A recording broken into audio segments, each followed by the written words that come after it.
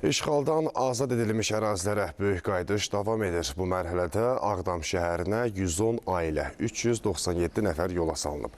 Onlar ölkənin müxtəlif ərazilərində, əsasən yataqxanalarda, sanatoriya və inzibati binalarda müvəqqəti məskunlaşmış ailələrdir.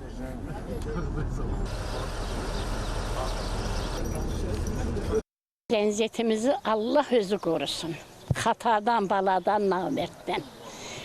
O ki bizi o Ağdama apardı. Qədər şəhidlərimiz var. Onların anasının da, balasının da, ailəsinin də qarşısında baş əyirəm. Onların ruhu həmişə şad olsun. Mən özüm o ki Ağdamdan çıxanda 45 yaşım var idi. İndi 78 yaşım var. Biz bugünkü gündə çox özümüzü xoşbəxt hiss edirik. Hamı kimi mən də Ağdama qayıtmağı həmişə arzulamışam.